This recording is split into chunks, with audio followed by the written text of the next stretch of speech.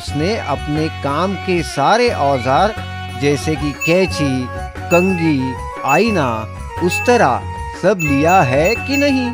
गांव में चलते फिरते ही वो आवाज लगाता था, ए रघु आया रघु, बाल कटवा लो, चंपी करवा लो, चलो रघु आया रघु। गांव का चक्कर लगाने के बाद वो एक पेड़ के नीचे बैठता था। आने जाने वाले लोग और गांव वाले पेड़ के नीचे ही रघु से अपनी हजामत करवा लेते थे। कह सकते हैं कि ये रघु की छोटी सी दुकान ही थी। एक दिन रघु ऐसे ही पेड़ के नीचे बैठा था। तभी एक गांव वाला उसके पास आकर बोला, अरे ओ रघु, अरे यहाँ क्या कर रहे हो? अरे सरपंच तुम्हें कब से ढूंढ रहे हैं, जल्दी से उनके घर जाओ, वो बहुत गुस्सा है।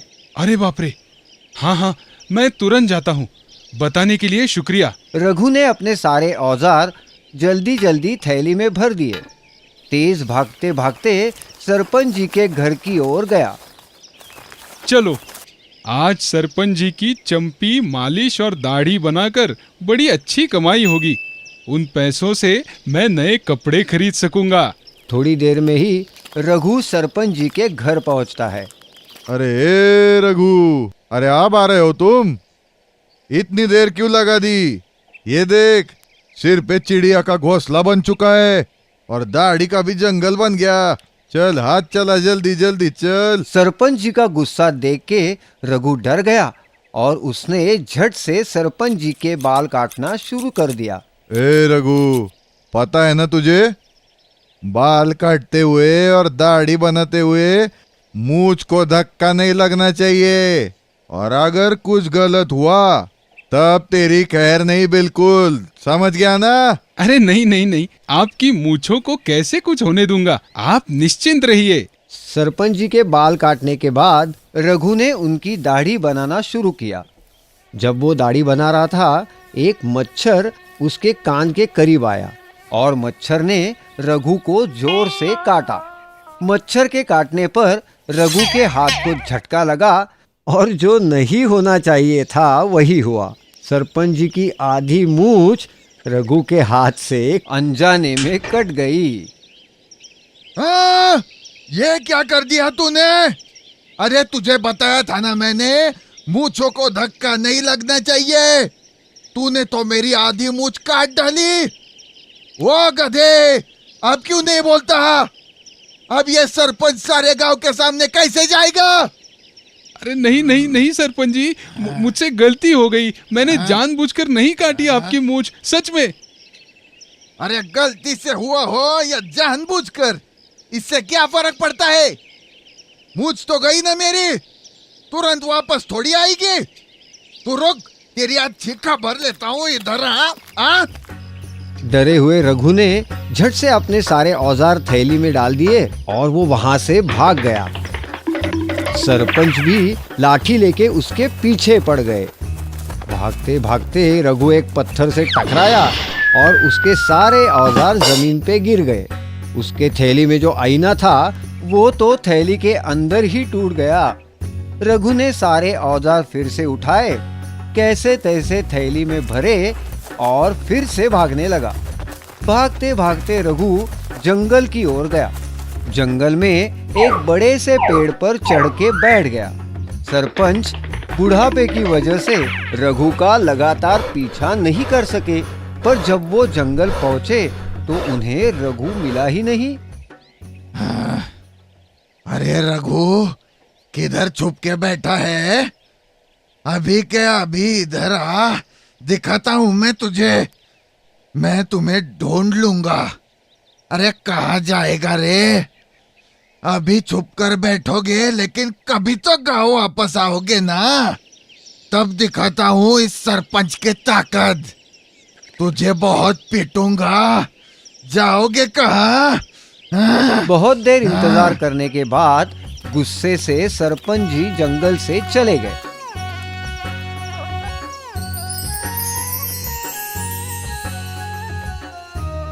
रघु को जब उनके जाने का यकीन हो गया तो वो पेड़ से नीचे उतरा और अपने ही मन से बोला, अभी अगर मैं घर गया तो सरपंच जी मुझे नहीं छोड़ेंगे। इससे अच्छा है कि मैं आज रात जंगल में ही रह लेता हूँ और कल सुबह उनके पास जाकर माफी मांगता हूँ। कल तक उनका गुस्सा भी शांत हो जाएगा। जिस पेड़ पे रघु बैठा था वो एक भूत का घर था। उस वक्त भूत बड़ी गहरी नींद में सो रहा था। कुछ ही देर में भूत की नींद खुली और अपने घर में साधारण मनुष्य को देखते ही भूत गुस्सा हो गया। तुरंत ही भूत रघु के सामने आया। कौन हो तुम और मेरे घर में कैसे आए? अब मैं तुम्हें खत्म कर देता हूँ। वैसे भी मुझे बहुत भूख लगी है।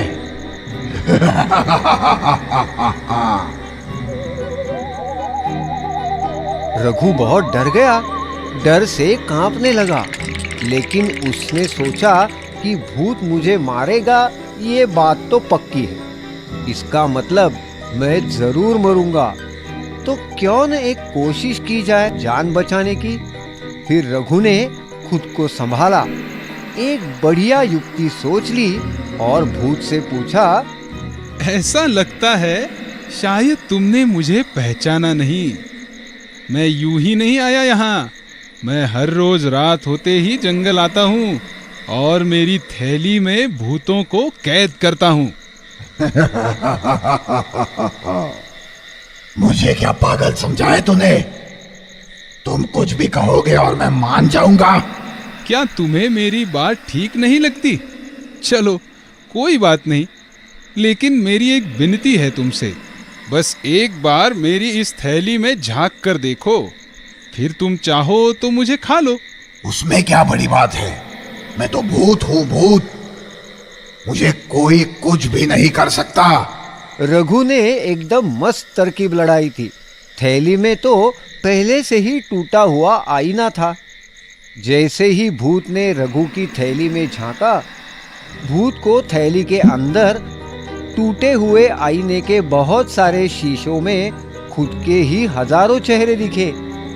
इन सारे एक जैसे भूतों को थैली में कैद देख ये भूत तो खुद ही बहुत घबराया। उसने सोचा कि इतने सारे भूत अगर इस आदमी ने पकड़े हुए हैं तो ये मुझे भी बड़े आसानी से पकड़ सकता है। कैद होने के खौफ के कारण भूत ने कांपते हुए रघुनाई से विनती की, बाप रे बाप, आप तो महान हो। आपने इतने सारे भूतों को थैली में कैद करके रखा है। मुझ पर दया कीजिए, कृपा करके मुझे मत कैद करना। मैं मुक्त और निश्चिंत जीना चाहता हूँ। आप जो भी हुक्म करेंगे वो मैं सब बिन शर्त पूर्ण मानूंगा। बस आप मुझे इस थैली से दूर ही रखिए। ठीक है, छोड़ देता हूँ तुम्हें, लेकिन मेरी एक शर्त तुम्हें माननी होगी। जो भी आप हुक्म करेंगे मुझे मंजूर है सरकार।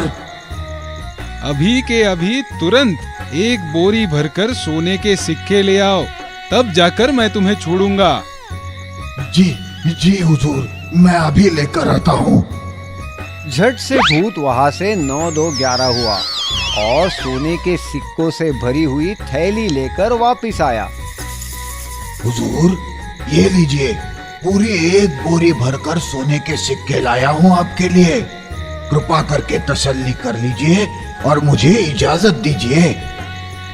रघु ने बोरी में झांककर देखा तो सच में उसे बोरी भरकर असली सोने के सिक्के नजर आए। रघु खुश हुआ। रघु ने भूत से और एक वचन लिया। रघु ने भूत से कहा, ठीक है, छोड़ता हूँ तुम्हें, पर एक और बात तुम्हें माननी होगी कि तुम आने जाने वाले लोगों को किसी भी प्रकार की तकलीफ नहीं दोगे। भूत होने के बावजूद भी हमेशा अच्छा बर्ताव रखोगे, अपने आप को एक अच्छा भूत साबित करोगे। अगर ऐसा न किया तो मैं तुम्हें कभी भी कैद करने यहाँ आ जाऊंगा। बोलो, है मंजूर? जी बिल्कुल मंजूर है हुजूर। मैं आपको वचन देता हूँ कि मैं किसी को भी तकलीफ नहीं दूंगा। सच में एक अच्छा भूत बनूंगा। मेरी शक्तियों का उपयोग लोगों के भलाई के लिए ही करूंगा। ये वचन भूत से लेने के बाद रघु वो सोने के सिक्कों की बोरी लेकर जंगल से घर वापस आ गया। अब तो वो बहुत अमीर हो चुका था। रघु ने सोने के सिक्के बेचकर बहुत सारे पैसे कमा लिए। उसके बाद अपने लिए गांव में एक बड़ा सा मकान बना लिया और उस घर में वो अपने परिवार के साथ सुख से रहने लगा। अचानक रघु की सफलता और आलीशान घर देख सरपंच जी की तो बोलती ही बंद हो गई।